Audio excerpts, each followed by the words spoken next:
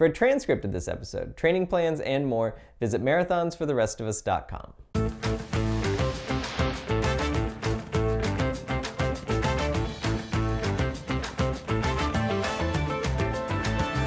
Okay, so today's question is, should I fuel for the long run? And before we get into it, I want to talk about the terminology a little bit and what we mean when we talk about a long run. Now, for marathon training, I consider a long run to be anything 16 miles or longer. But when we're talking about fueling for a long run or fueling for runs in general, probably anything over about 90 minutes you're going to want to consider doing some supplemental fueling for. Now, as for the question itself, the overall answer is yes in most cases, but there are going to be some situations where the answer would be no, you don't want to fuel for your long run. So I want to run through the arguments both for and against and talk a little bit about how you can implement it in your training. First, the very first argument for is very simple.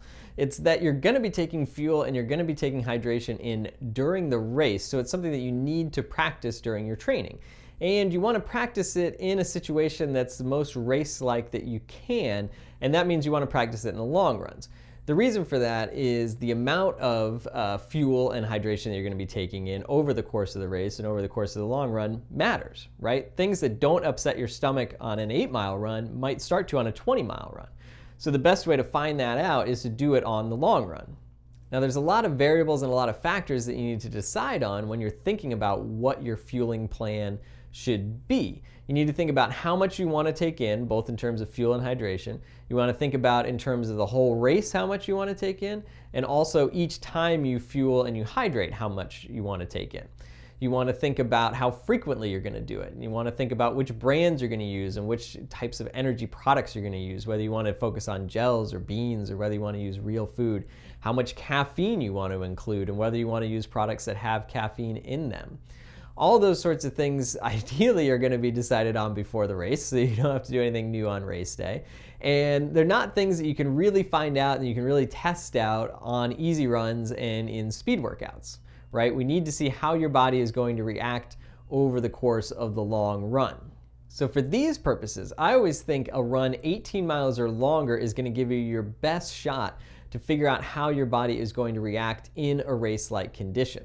I think that's long enough to see, is your stomach going to get unsettled? It's long enough to see, is the energy I'm putting in my body actually enough to get through this training run? Now, you could also do this on slightly shorter runs, maybe 14 to 16 miles, if they include a large chunk of mileage at goal marathon pace. Okay, because then even though it's a shorter run, the effort is more marathon specific, and I think you're going to be able to still get the information that you need from that run, even though it's a little bit shorter. So those are my best arguments why you should fuel for your long runs during training. And to be clear, I think that you should. I think it's a valuable piece of information.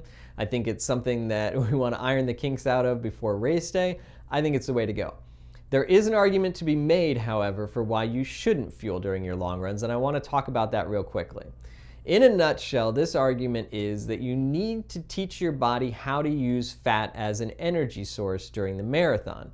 And so to explain that a little bit more, we only have so much energy stored up in our muscles and in our blood that is readily available to us, okay? And the marathon uses all of that up, and it starts to utilize more fat as an energy source. And so the argument is, if we're going to do that on race day, we want to teach our body how to do it during training. And of course, anything that we're doing during race day, we want to teach our body how to do it. And the long runs, if we don't fuel for them, might be a way to teach our body to utilize more fat as an energy source. Now, it's difficult to say whether teaching your body how to do this actually increases your performance. The studies so far are a little bit murky on this. There probably are some gains to be made from it. I don't know that it's essential to make it a critical part of your training plan. However, if this is something that you're interested in and you want to experiment with your training, make sure that you start small, right? The correct implementation of this is probably a bigger topic than we have time to cover in this video. But I would say, start off with some of your easy runs during the week, see how it goes. Maybe progress to some of your medium long runs during the week and see how that goes. And then test it out on some of your shorter long runs. I don't think you should ever be doing an 18, 20, 22, 24, or beyond training run without some sort of fueling. I think it's going to put too much stress on your body. I think it's too big of a missed opportunity to find out what's going to work for you on race day. But some of your shorter recovery runs, you know, the weeks where you're running maybe 10, 12 miles for your long run, that's the time to experiment if you want to. And again, I don't think you necessarily have to. I don't know that this is something that's going to unlock, you know, PRs across the board for people, but there may be something to it. And I think that if you want to experiment with it, just start small, progress gradually, and that's the best way to incorporate it in your training. So those are my thoughts on whether or not you should fuel during your long run and your race. And in the next video, I'm going to talk about a plan to put in place to figure out how you should fuel for your long runs and for your race.